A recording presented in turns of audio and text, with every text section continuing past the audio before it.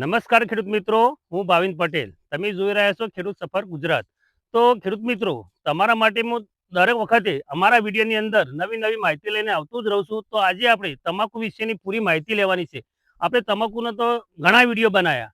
એમાં આપણે કયું ખાતર આપ્યું, કયો રોપ આવ્યો, ક્યારે રોપ આવ્યો, કેટલા મહિના તમાકુ ઊભી રહી, એ વિશેની આપણે આજે ચર્ચા આગળ થઈ ગઈ છે અને આજે ફરીથી ચર્ચા કરવાની છે કે હવે વારો આવ્યો છે કે તમાકુ આપણે કાપણી કરી અને કઈ રીતના એને ખંચેરવાની, કઈ રીતના એની બોરી ભરવાની, કઈ બોરી ભરવાની, કઈ રીતે માર્કેટમાં પહોંચાડવી, કઈ રીતે આપણને નફો વધારે મળે, એ વિશેની આપણે ચર્ચા કરવાની છે. તો દરેક ખેડૂત મિત્રોને હું એટલું કહું છું કે અમારા વિડીયોમાં તમે બને રહેજો અને વિડીયો પૂરેપૂરો જોજો કે તમને પૂરી માહિતી મળે કે આપણો આવક કઈ રીતમાં વધારો થાય અને આપણો નફો વધારે મળે. એ રીતે હું તમને આજે સમજાવવાનો છું અને તમને બતાવીશ કે તમે આ રીતે પ્રોસેસ કરશો તમાકુમાં તો તમને નફો વધારે મળશે.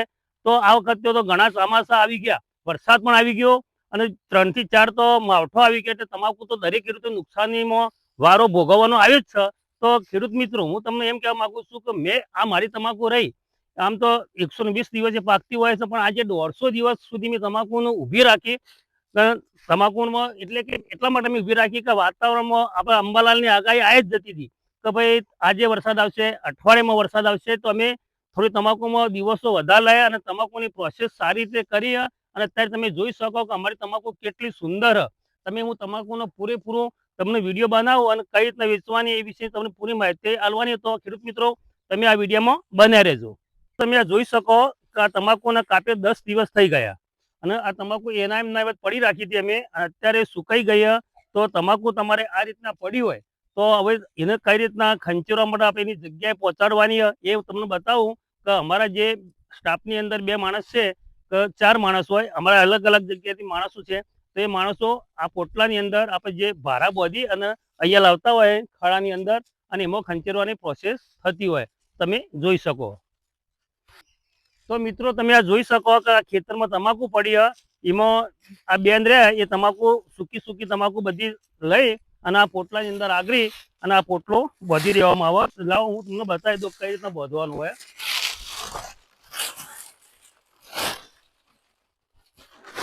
આપણે ખેડૂત છીએ એટલે આપણે જાતે જ કામ કરવાનું હોય. આપણા ખેતર પોતાનું જ છે એટલે આપણે જાતે જ કામ કરીશું.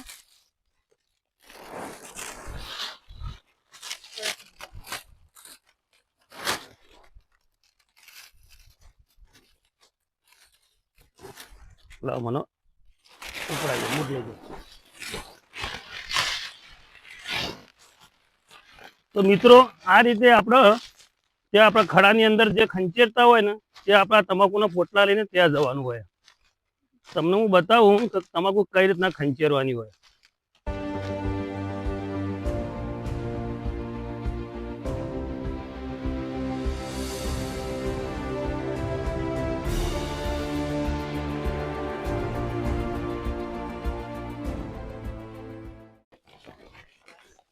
તો મિત્રો, તમે જોઈ શકો કે આ તમાકુ અમે આ ખેતરમાં જે પડી હતી એ અહીંયા નીચે તાડપત્રી પાથરી અને અમે અંદર લાવીએ છીએ. અને અમારા જે દાળિયા અને કે મજૂર, એ મજૂરમાં આ રીતે ખંચેરતા હોય. અમે આ દાંતરાથી ખંચેરીએ. એનું કારણ શું કે દાંતરાથી ખંચેરો તો પૂરેપૂરો એનો જે માવો હોય એનો કે જે વજન થતું હોય એ બધું વજન અંદર આવી જતું હોય. ભાવમાં થોડોક ફરક પડતો હોય તો 50-100 રૂપિયા પણ આપણે જેટલું વજનથી માર્કેટમાં જીતી શકાય. કે તમે ખાલી પાંદરી લઈને જશો આવી તો એનો કોઈ ભાવ ઓલરેડી અત્યારે 2500-2600 ભાવ ચાલે, પણ તમે અંદર વધારે પાડશો તો તમને 200 રૂપિયાનો ફરક પડશે. પણ જેટલું વજન વધારે છે તમારે આવક વધારે થશે. તો ખેડૂત મિત્રો, અમે તો આ રીતે દાંતરાથી પાડીએ, પણ તમે જો 2 હાથમાં આ રીતે લઈને પણ ખંચેરી શકતા હો, આમ આ રીતે પણ ખંચેરી શકાય. પણ આમાં આ બધું રહી જતું હોય, તમે જોઈ શકો. જો આ રીતે ખંચેરો આ રીતે પણ ખંચેરા, પણ અમે દાંતરાથી પાડીએ એટલે આ રીતે બધું પડી જતું હોય અને આ રીતે આમાં રહી જતું હોય. તો તમે અમારી રીતે પાડવા માંગતા હોય તો દાંતરાથી પાડશો તો આવું થઈ જશે, અને દાંતરા વગર પાડશો તો આ રીતે ખંચેરા છે. તો ખેડૂત મિત્રો, મુદ્દાનો પ્રશ્ન આ કે તમે દાખલા તરીકે વીઘો આવેલી હોય અને દાંતરાથી તમે તમાકુ પાડશો તો તમારું વજન 50 મણ જેવું, ક્વોલિટી સારી તમાકુ હશે તો 50 મણ જેવું વજન નીકળશે. અને એમને ખાલી પત્તી પાડશો તો 25 થી 30 મણ નીકળતું હોય. તો ખેડૂત મિત્રો, તમે આ રીતે પત્તી પાડશો તો માર્કેટની અંદર લઈને જશો તો જે પેલાનો 2500 ભાવ આવતો હોય તો આપણે 2200-2300 આવે. પણ આપણે વજન વધારે નીકળે તો આપણો ફાયદો વધારે થતો હોય. અને બીજું મુદ્દાની વસ્તુ એ કે આપણે આ તમાકુ જ્યારે આપણે પોટલા લઈને અહીંયા આવીએ અને એનું આ ગાળિયું રહી જતું હોય એ અમે સવારે વીણીશું. એનું કારણ શું હોય કે સવારે અત્યારે સૂકા પત્તામાં આપણે લેવા જઈએ તો આ પત્તું ભાગી જતું હોય અને ઝેર થઈ જતું હોય. તો આપણે અત્યારે શું કરવાનું એને અત્યારે ખાલી તમાકુના છોડ લઈ લેવાના અને આપણા ખડાની અંદર લાવી દેવાના અને આજે સવારે વહેલા વેણવાનું. એટલે સવારે ઠાર પડેલો હોય તો આ પત્તી સારી રીતે હાથમાં આવી જતી હોય. તમને વીણેલું પણ બતાવું કે ભાઈ સવારે વીણેલું પત્તી હતી અમારી, તમને સવારે વીણેલી પત્તી બતાવું. તો મિત્રો આ તમે જોઈ શકો.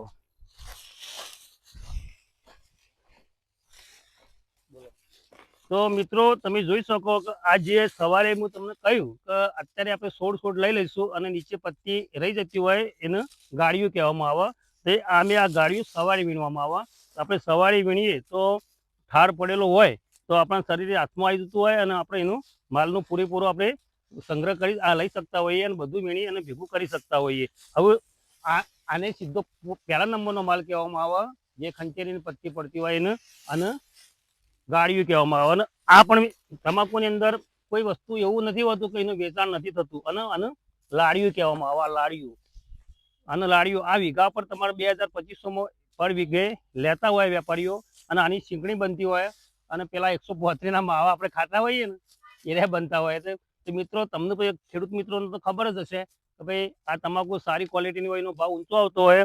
આના જે આપણે 25 વીઘાએ 50 કે 100 બોરી લઈને જતા હોય એની સાથે આ લાડિયાની પણ 2-3 બોરી લઈ જવી પડતી હોય. તો વેપારીને ખ્યાલ આવે કે નીચે રેતીવાળી કે માટીવાળો જે માલ આવતો હોય એ માલ પણ આપણે ખેડૂત સાથે લઈને આવતો હોય તો એનો ભાવ અલગથી પડતો હોય. હવે વાત આવી મુદ્દાની ખેડૂત મિત્રો, બેસ્ટ તમાકુ કહેવામાં આવે છે કે એને સ્પેશિયલ પત્તી કહેવામાં આવે છે. એકદમ સૂકી પત્તી હોય અને આ એકદમ મસ્ત કલર હોય. તમે જોઈ શકો કે કલર એનો કેટલો મસ્ત. આ રીતે તમાકુ તમે માર્કેટની અંદર લઈને જશો તો એનો ભાવ સારામાં સારો મળતો હોય. આ પત્તીનો ભાવ આપણે 2000 થી 2500ની વચ્ચે ભાવ આવશે અને પેલા રાડિયાનો ભાવ આવશે 1200 થી 1500 આવતો હોય. અને આજે તમે રાડિયું બતાવ્યું ને એ રાડિયાનો ભાવ લગભગ વીઘા દીઠ 1500-2000માં લેતા હોય. તો તમાકુમાં દરેક વસ્તુનું વેચાણ થતું જ હોય. તો ખેડૂત મિત્રો કોઈ વસ્તુનો તમે બગાડ કરતા નહીં અને સારી રીતે એનો બજારની અંદર વેચાણ કરજો. તો મિત્રો જ્યારે આપણે તમાકુ ખંચેરવાની પ્રોસેસ પતી જાય અને જ્યારે આપણે આ બોરા ભરવાની એટલે કે કોથળા ભરવાની શરૂઆત કરવાની હોય ત્યારે આપણે માર્કેટમાંથી ગમે તેવા કોથળા નહીં લાવી દેવાના. બજારની અંદર આપણે જવાનું 2 થી 3 જગ્યાએ કોથળા તપાસ કરવાના કે કોથળા કેવા. કોથળો એવો લાવવાનો કે જેનું વજન 1 કિલો ઉપરનું હોવું જોઈએ. કારણ કે 1 કિલો ઉપરનું વજન તમે કોથળાનું લેશો તો માર્કેટની અંદર આપણે જનરલ 1200 રૂપિયા ભાવ મૂકી દો તો એક કોથળાની કિંમત 60 રૂપિયા ઓલરેડી થઈ જતી હોય. તો આપણે માર્કેટની અંદરથી કોથળા લેવા જઈશું તો આપણે માર્કેટમાં આપણે કોઈ કોથળાવાળો હોય આપણે શું કહેતો હોય કે ભાઈ આના 25 રૂપિયા કોથળાનો ભાવ, આનો 30 રૂપિયા. તો આપણે ભાવ નહીં જોવાનો તો આપણે મેન વસ્તુ એ જોવાનું કે કોથળાનું વજન કેટલું હોય. કોથળાનું વજન તમે કિલો ઉપરનું લાવશો, દાખલા કે તમારી 2000ના ભાવની તમાકુ જશે તો એક કોથળાની કિંમત 100 રૂપિયા થશે. તો તમને જ્યારે તમે 30 રૂપિયાનો કોથળો લાવશો એનું વજન 1 કિલો ઉપર હશે તો તમને એનું વર્તન 100 રૂપિયા થશે. એટલે કે તમારો કોથળો 100 રૂપિયાના ભાવ વેપારીને તમે આપશો અને તમે સસ્તા ભાવનો કોથળો લાવશો એનું વજન 600-700 ગ્રામ આવશે તો તમને લોસ પડતી હોય. કારણ એ કે જ્યારે આપણે આ કોથળો ભરી અને માર્કેટની અંદર જઈએ ત્યારે વેપારી શું કરતા હોય 1 કિલોનો 700 ગ્રામ પર બોરી, એટલે કે બોરીમાં વજન કેટલું હોય એનાથી કોઈ મતલબ એમને રાખતા નથી. 10 કિલો વજન હશે તો પણ 1 કિલોનો 700 ગ્રામ કાપશે અને 20 કિલો વજન હશે તો પણ 1 કિલોનો 700 ગ્રામ વજન કાપતા હોય. તો આપણે એ પ્રમાણે બોરી લાવવાની કે બોરાની અંદર 17 થી 18 થી 20 કિલો તમાકુ સમાય એવા બોરા લાવવાના અને કોથળાનું વજન એટલે કે ખાલી બોરાનું વજન 1 કિલો હોય ને એવો જ બોરો લેવાનો. તો તમે એ રીતે કરશો તો તમારે જ્યારે બી તમે 100-200 બોરા લઈને માર્કેટની અંદર જશો તો તમે એનો સરવાળો મળશો તો એનું વજન તમને ફાયદામાં રહેશે અને તમને ફાયદો વધારે થશે અને તમને ઉપજ વધારે થશે. તમે 10-12 કિલોના અને 1 કિલોથી ઓછા વજનના કોથળા લઈને તમે માર્કેટમાં જશો તો તમને નુકસાન આવતું હોય. તો ખેડૂત મિત્રો મેન પ્રશ્ન આ રહ્યો કે તમે આ મુદ્દાની વસ્તુઓ કે તમે જ્યારે માર્કેટમાં બોરા લેવા જો ત્યારે 1 કિલોથી ઓછા વજનનો બોરો લાવવો નહીં અને એમાં તમાકુ ભરવી નહીં. તો 1 કિલો ઉપરનો કોથળો હોય એમાં તમાકુ ભરવી. જો ખેડૂત મિત્રો અમારા આ વિડીયો તમને ગમ્યો હોય તો અમારી ચેનલને શેર અને સબસ્ક્રાઈબ કરજો અને કોમેન્ટ તો અવશ્ય કરજો. સાચું ખોટું કોઈ પણ વસ્તુ તમે લખજો કે જેથી અમને ખ્યાલ આવે કે તમે ભાવિનભાઈ આ વિડીયો બનાવો છો અમને ગમે છે તો કોમેન્ટમાં જરૂરથી લખજો. જય જવાન જય કિસાન.